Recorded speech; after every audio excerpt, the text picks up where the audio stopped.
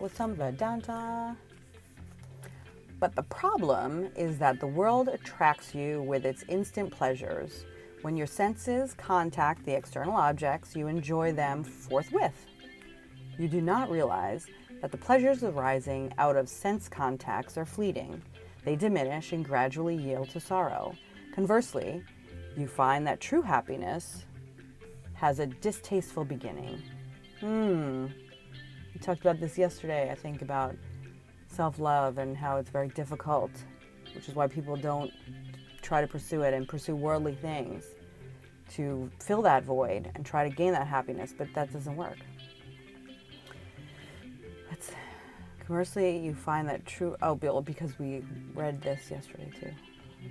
Conversely, you find that true happiness has a distasteful beginning. When you try to seek happiness within yourself, it is bitter to start with. It's difficult. But with determined effort, you gain more and more happiness. It is strange, but true. Sorrow appears in the mask of joy, and joy appears in the mask of sorrow. It is the law of nature. Consequently, the ignorant masses discard happiness and court sorrow. This has been the sad history of humans. The Bhagavad Gita cautions you of this paradox in nature. Its 18th chapter states, true happiness is like poison in the beginning, but nectar in the end. Verse 37. False happiness is like nectar in the beginning, but poison in the end. Verse 38. Yeah. But you have to live and learn, right? If no one teaches, even if you get taught this, experience is the best teacher. So you might not listen and then have to learn for yourself. And you get hurt and then you don't do it again. Don't touch the stove. Anyway. God puts rainbows in the clouds so that each of us, in the dreariest and most dreaded moments, can see a possibility of hope. Maya Angelou. So beautiful. It is impossible to have the feeling of peace and serenity without being at rest with God.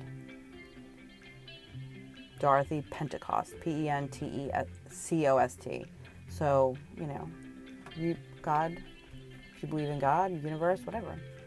Keep praying, but be thankful that God's answers are wiser than your prayers.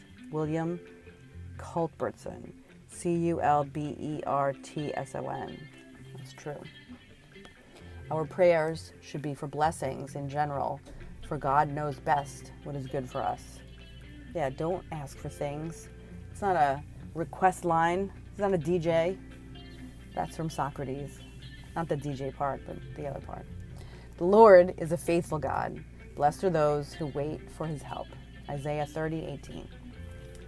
Father, hear the prayer we offer, not for ease that prayer shall be, but for strength that we may ever live our lives courageously.